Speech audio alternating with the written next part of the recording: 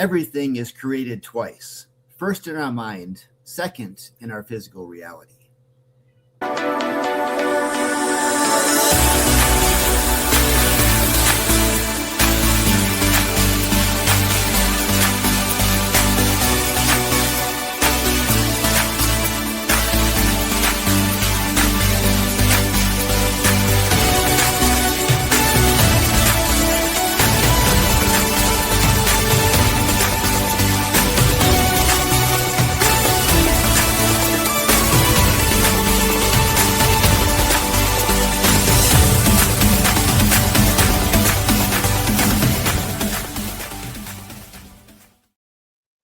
What is up, champions? Welcome to another episode of Champion Reads, where we talk about best-selling books and their best principles to help you out with your best life. I'm your co-host, Willie Blake. I'm here also with my other co-host, Mr. Ian Sturmer, and our guest at this point, right? Founder of Champion Circle, Mr. John Kovacs Jr. Today is episode 2 of the book for this month that we're jumping into, which is Becoming Supernatural by Dr. Joe Dispenza. And if you are on video, John has it up on screen. What a beautiful book. We were actually talking about the cover, and we were wondering that why they did certain things with the cover, from the different marks to the stain on the side. Anyways, we know that Dr. Joe assumably had some good reasons for it, because he has some good stuff that he shares in his book. Today's topic that we're going to jump into is we're going to go into like the techniques that worked for us. Because he shares a lot of stories in there. And he shares also some science behind being able to become better. To take yourself from depressed or struggling with there's maybe a physical illness to then having it become reclusive. Or I don't know if reclusive was the right word. Remissive. There we go. I knew it started with an R. Remissive, or having a better life. So really for today, I want to start the conversation off with you two, and I'll share a story in the book and then turn it over to you guys, which is about what techniques have worked for you when it comes to physical, when it comes to mental transformations. What have worked for you?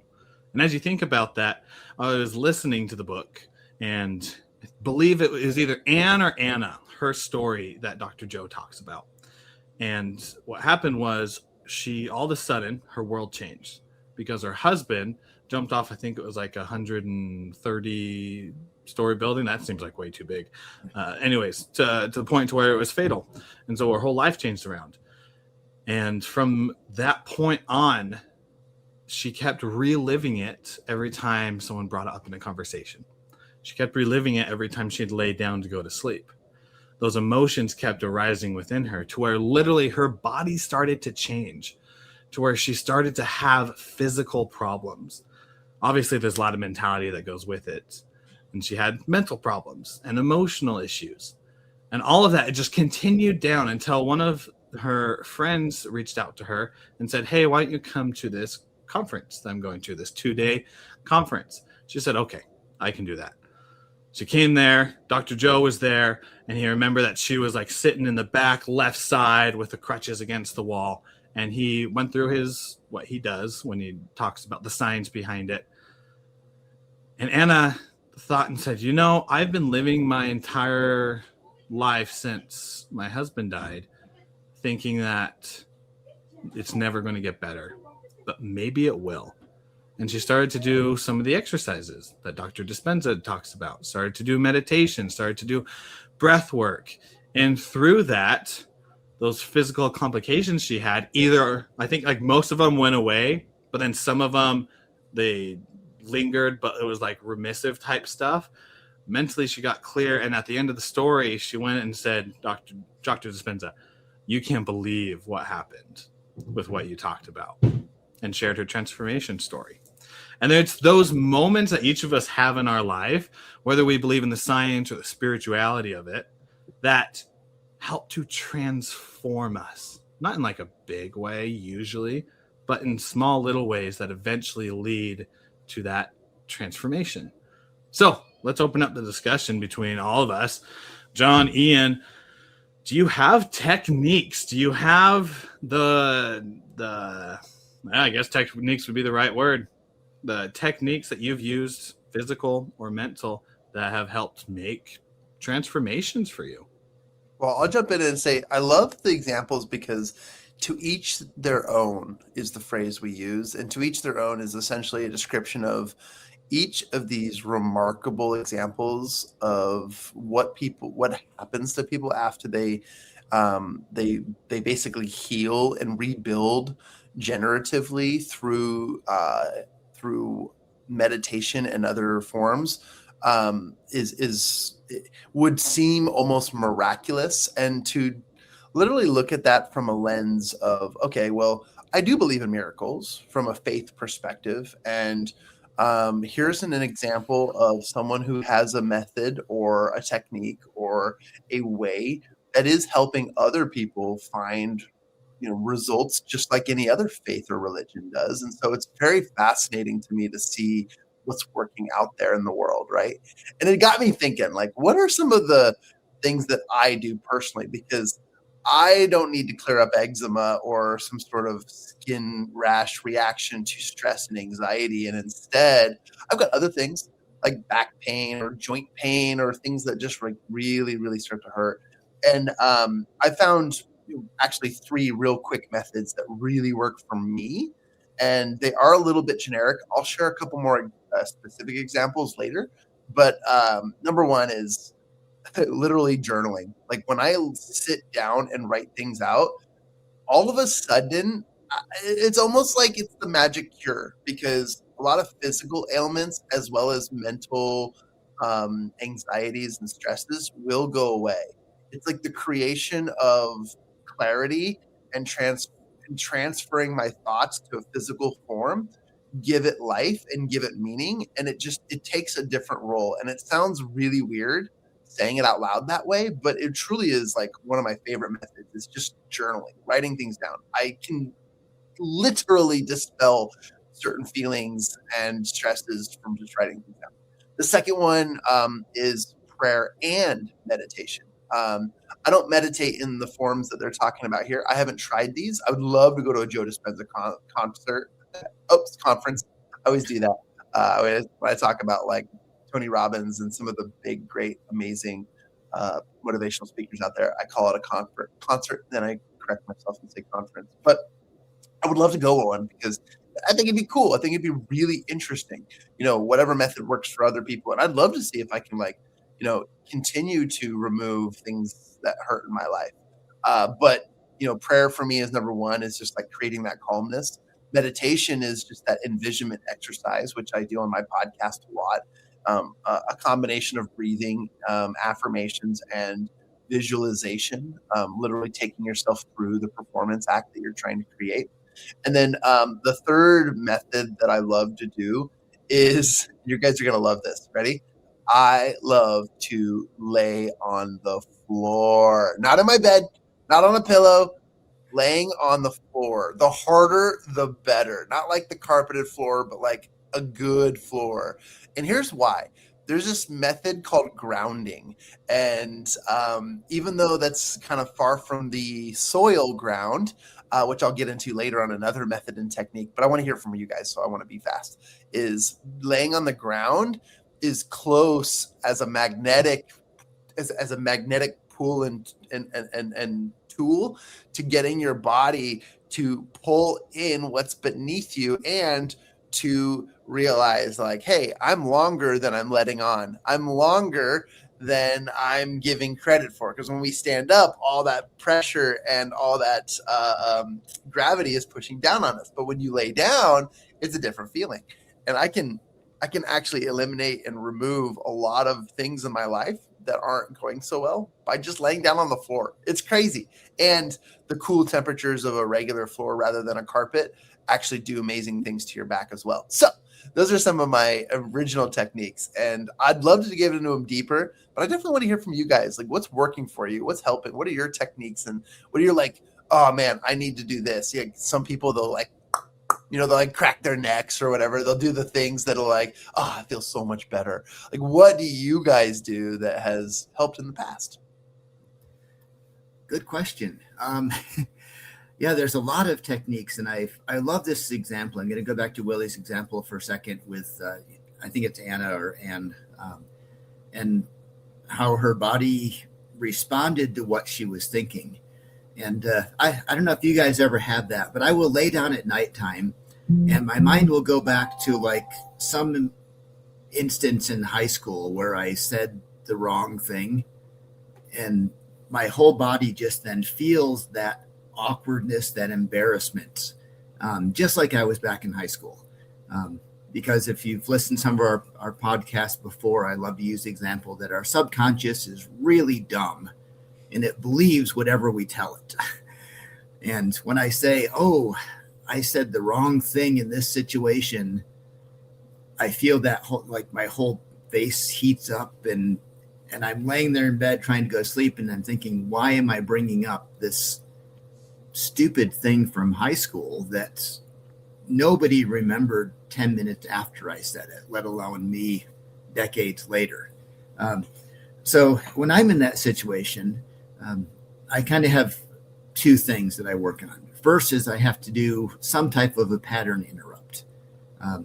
I've got to do something to shock myself out of it. And maybe it's I'll stand up and I'll do some stretches. Or maybe if my wife's not sleeping next to me, clap my hands or something. Just something to make a difference, to say, okay, stop that for a second. And when I have that split second that it stopped, then I can start working on something else. And one of the most common ones for me is I say breathing or meditation, and those can go to huge levels. They don't with me. They're very simple, but just breathing. And I quite often do a 4, 5, 6, where I breathe in through my nose for 4, hold it for 5, exhale for 6, and listen to my breathing. And that does a few things. One, physiologically, that's been shown to calm a person down by doing that breathing. And that helps that. It allows my mind to focus on something different once I've been able to break that pattern for a second and replace it with that calming breathing amount. So it's meditative breathing, I guess, in the most low level of anything with that. I've been through some breathing classes in the advanced techniques, and I just don't understand those yet. I need to practice those, but just the simple side. Pattern interrupts and then a breathing meditation helps to calm me down and move my body back into that calmer physiological state, so I'm not stressed by those things. And I find myself in when I hit those stressful situations, when I'm out there doing things, talking to people, it's like, dang, I need to get out of this conversation so I can stop and breathe for a second. So I need to find a way to do that when I'm talking to other people. But for me, that's the biggest one, just to calm my body down. Pattern interrupt with meditative breathing. Great techniques. I'm with you. And I'll share two. And John, you'll like my second one because it'll lead into you being able to talk about it. First one, right off of Ian, is that breathing to calm yourself down. Because a lot of the time, whenever we are stressed, our heart rate starts to elevate. We start getting adrenaline pumping in our bodies. And if we remember moments in which we are not fond of, our body has this reaction to it. And I think that's just such a real thing. Because on what podcast do you actually hear the real thing of, instead of just being like, just breathe, be okay, hear it just like, you're laying in bed and you just have a thought. And then all of a sudden your body jumps into fight or flight mode. You don't hear that. That's why I love this podcast, because we talk about just the actual things that are happening, because that is so real. You're just laying there sitting on the couch and all of a sudden you have this thought about either it could be something that you need to do or something that happened in the past. And all of a sudden your body starts reacting to it and you start stressing out, and your wife looks over at you and says, "What's wrong?" And I'm like, I have no idea. Nothing's wrong. I'm in a safe house. Everything's great. I got Bluey in front of me with my kids. Things are good. But inside, it's the freaking outness of it. And like Ian, one of my experiences to just take a breath, get that oxygen into your mind. Because if you think about caveman days, when you are fighting a woolly mammoth and you are in fight or flight mode, they aren't deep breathing. They are doing what they can to survive. Our brains are wired like that when it comes to our survival mode. So taking that deep breath, getting a lot of oxygen in there, and then slowly breathing out and repeating it helps to trigger that in our mind of, okay, there ain't no saber-toothed tiger that's going to get us. You know, my kids might bite me, but other than that, we are safe inside of this house. So take that breath. Then the second one, which John, I know you love it, is grounding. Mine is, what I love to do is to go out to my yard, take off my socks, and just feel the grass. Is that a saying these days? It's like, go out and touch some grass, right? There's some states that's legal. Yeah. Yeah, that kind of grass. Yeah. But there's something, I know I've read the science about it before, and I'm not going to be perfect with it, but like the electrons and neutrons that help to just flow from your body to the ground, there's something when you are touching earth that helps to equalize that which is in you. And so being able to ground yourself, just touch the grass, could be with your hands, could be with your feet, but it has to be your skin.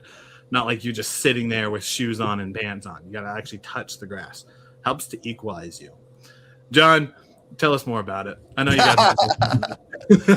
Well, first of all, I want to quickly sum up a couple of thoughts that were shared. One, I love pattern interrupts, and a clarification on my end for pattern interrupts is not giving yourself the excuse that you just need to go distract yourself with like a phone or TV. That's not a pattern interrupt. A pattern interrupt is like an abrupt activity that changes your thought patterns and processes and your breathing and molecular structure. So I highly, highly agree with Ian on pattern interrupts. Like literally, like if you're going through something, to like remove yourself from the environment and start an adrenaline pump run or something, yelling, barking like a dog, like things like that that can really interrupt. And even as little as like, okay, I just need to like step outside and breathe, like things that will really help you interrupt what's going on in your thought processes and remove you from the situation.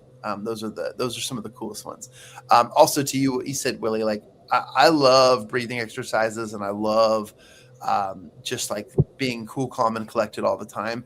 Everything to me is like a game. So I feel like my life is just like one giant like video game where I'm like leveling up all the time. And so whenever I start to feel my energy or my health or my HP drain, like I think of it in that terms, and I'm like, okay, I need to do something to improve that. Oh, look, banana, duk, duk, duk, duk, duk, got leveled up, like something that will just like completely change my life. But you're absolutely right about grounding. And there are many methods, and the science behind it is like what materials can fuel you more. Well, in the world of astrology, there's also a love for like crystals and rocks and things. And I've done a lot of research on this because I'm like, how does it work? Like what's cool about this new study and reasons? And unfortunately, not all of its study is more of its belief system. But I think that the beautiful part of it is I've been to a store. Raise your hand if you've ever bought a rock. Oh, What, a rock? You never bought a rock? You never been to a rock store and bought a rock? Oh, yeah, I guess like a little gem rock Okay. or something like that. Yeah. Perfect. Okay, so that rock, whether it be commercialized or literally picked out from a beach somewhere, that rock has nature power. Okay, and if you ever take like one of those cool rocks that you bought. Okay, I have a couple. I've been sold on a bunch of like healing powers and whatever on certain rocks. Do I do this on a regular basis? I don't, but I know people do. So out of respect to them, I'm not laughing or mocking it. I'm just telling you what I've tried and experienced. So I've held a rock. It's a green rock. I can't tell you what kind of rock it is, but I've been told that it has the powers to help one harness more of a healing and a more prosperous mindset. And so I'll hold this rock in my hand. Well, the longer you hold it and the tighter you hold it, your hand will start to do something. And your hand will start to absorb the temperature of that rock. And you'll feel this like buzzing, almost like a numbing sensation, because the rock is significantly colder than your skin. And all of a sudden you'll feel what feels like a transfer of energy. And you'll feel energy pouring into your hand when you hold tightly onto this rock. It's remarkable. It's amazing. And I call that grounding. It's an absorption. It's sponging up energy from one natural resource into another natural resource. And that's what grounding is. So grounding in the form that Willie was talking about is putting your feet on dirt or grass or nature. Go hug a tree. Like, I love that phrase because that is actually absorption. It's transmutation. It's taking one energy and transferring it to another energy. And one of the fastest ways, and one of my favorite ways, so Willie knew I would talk about this, is grounding is amazing. Laying on the floor is one way. You got to take your shoes off, though, because those rubber soles, they're keeping you from reaching the magnitude of magnetic and gravitational pull. But what I love is, let's talk about that temperature difference. Putting your feet in water, not just any water, but like natural bodies of water. And flowing bodies of water are great because they're full of nutrients and soil that are constantly in motion. Standing bodies of water like lakes, they hold on to their nutritional powers. And then, man-made whatever bodies of water, they have the same effect when it comes to temperature transformation. And water is water. It's a component called H2O, and then people put chemicals in them, but we get to absorb H2O. And even if we're not ingesting it, just taking it on is powerful stuff, guys. I mean, there's a reason why you feel better after every shower. You know what I mean? Like, every shower you take, you encapsulate your entire body in water, and then you dry yourself off. Like, there's a reason for it. And it has a lot more to do with the H2O. Wait, isn't H2O? No, H2O is water. I was thinking oxygen. Right. Yeah. H2O has more to do than the components and the temperature than anything else, because absorption comes from not only just belief, but it's also a process of science, and it's amazing. And I highly recommend, if you haven't done so once in your life, you should. I don't do it regularly, but I highly recommend an ice bath. Okay. People, it's like the biggest craze nowadays. People are doing it because that's what the cool thing is to do after, workouts, and people are doing it for weight loss, and people are doing it as like toughness challenges. Like, look, it's good and all, but do it for the regeneration. Cold shower does almost the same thing. A quick splash of cold water on your face is a total pattern interrupt. There's some really cool methods and techniques out there that can really transform your body and change your life. And they've helped me in many, many ways. So I'll kind of get off my high horse on this, but I have a tradition. And that is, when I'm traveling with my wife or anywhere, and I see a body of water that's safe enough to approach, I take the intentional time to take off my shoes and socks and to walk down and put my feet in that body of water. I've done it all over the world, and I tell you, it is really, really powerful. And yes, I will live to be 1,000,000 years old because it is really amazing. But I won't actually live to be that long. But I have this like thing where I can take in the nutrients of the earth from all over the world, and it's powerful stuff, and it can change your mindset on a lot of things. And it's just a great little therapeutic way to give your body a little bit of free therapy rather than paying hundreds of dollars to going to your masseuse. Although that's my third option. Go to a masseuse, get a massage, practice what the body needs, and it's moving things around that haven't been moved in years. Anyways, I could tell you so many different examples of the story, but I shall yield my time as your guest. Okay.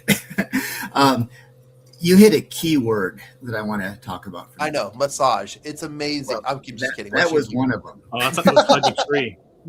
Go ahead, Ian. I'm sorry. No worries. Intentional.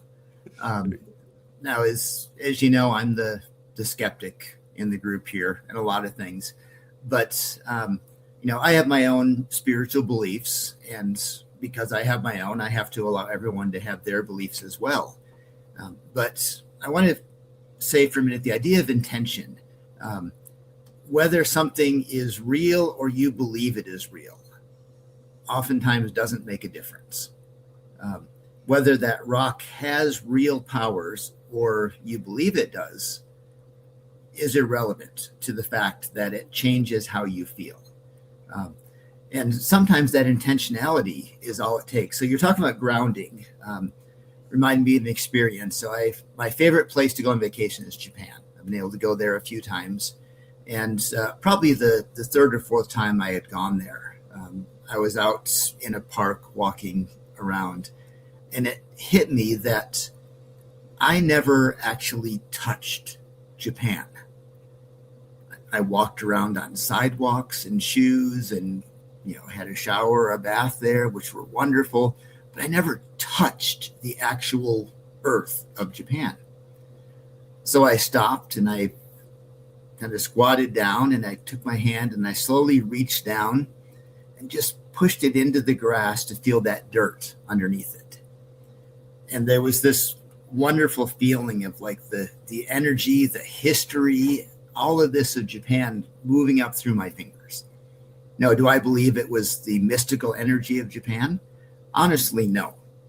Do I believe that I was focused and intentional on feeling that? Absolutely. And did I feel something from it? Yes. It was a real feeling to me. And I love that about our subconscious, or the interaction of the conscious and subconscious, that if we want an experience and we believe we will have that experience, we can. Whether it's psyching us up for, the decathlon, whether it's wanting to feel the history of a country we're visiting, we can feel those things in ourselves. And it's not that hard to do. Again, in Japan, there was this little foot bath to go with the water thing from John. And it was from a hot spring, and they put it in. There were some benches around it. You could take your feet off and put them in there. And I took my feet off, I put it in, and it was the most magical feeling of that water. And yes, there were some minerals in there of some type. And I don't know if my feet could absorb them or not.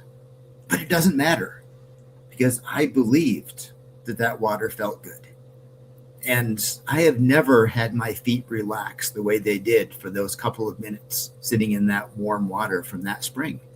Our mind is so incredible that it can make us feel things. And maybe there's a true mystical thing out there. I'm not going to say there's not. But if we open ourselves up and say, this is real for me, I am going to experience this. I love Haagen-Dazs ice cream. And the first spoonful of vanilla Haagen-Dazs ice cream, which is the only real kind of ice cream, I slowly move it to my mouth and I anticipate that feeling. And I know that it is just going to wash over my entire body with that creamy, sweet, heavenly taste. And it does, because I believe it's going to do that. So believing things, anticipating, building it up in your mind, just has restorative powers, healing powers for us. And I love that. And Dr. Dispenza goes into so much of this that I really agree and love. So let your body believe things, anticipate, get excited about it, and you're going to feel those good things.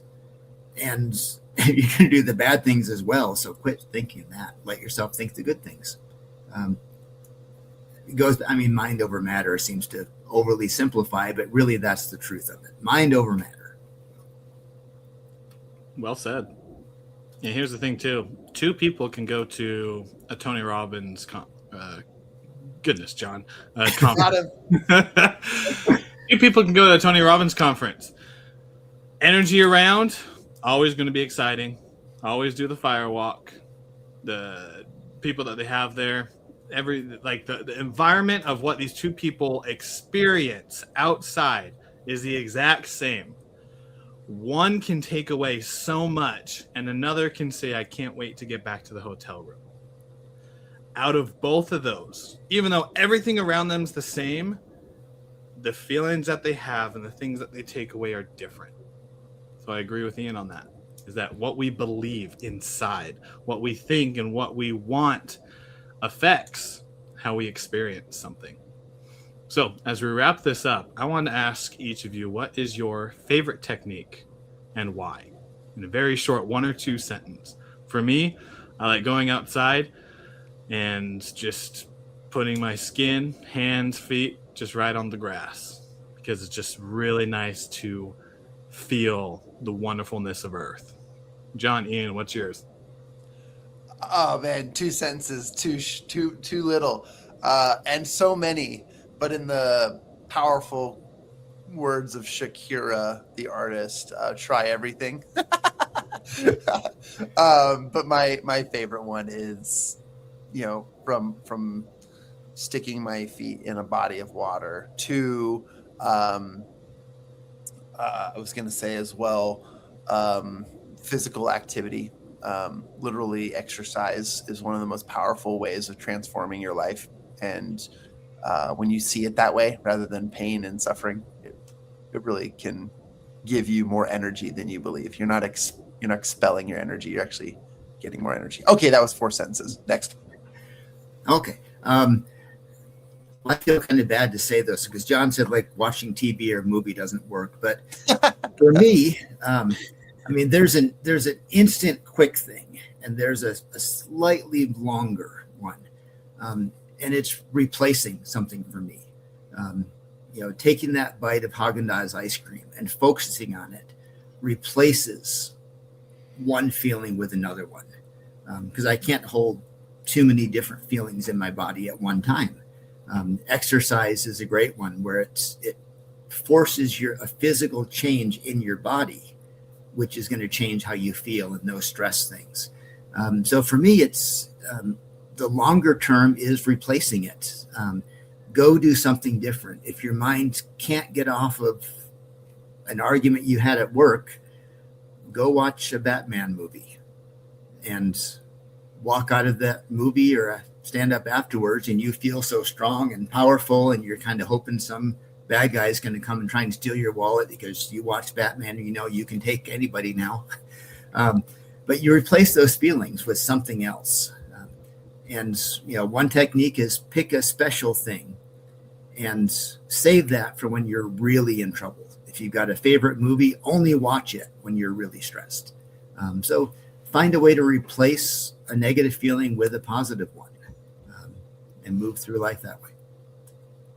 There you go, listeners. There's some techniques for you. And with that wraps up this episode of Champion Reads. If you found inspiration in it, jump over to our podcast. You can find it on your favorite podcasting platform, as well as go to our website, mychampionscircle.com, and you'll be able to find the links to our podcast, our socials, and everything else going in the Champions universe. And until next time, continue to be the champions in your own lives. Continue to better yourself. And always remember to go hug a tree and be present when you do so. We'll see you on the next episode of Champion Reads.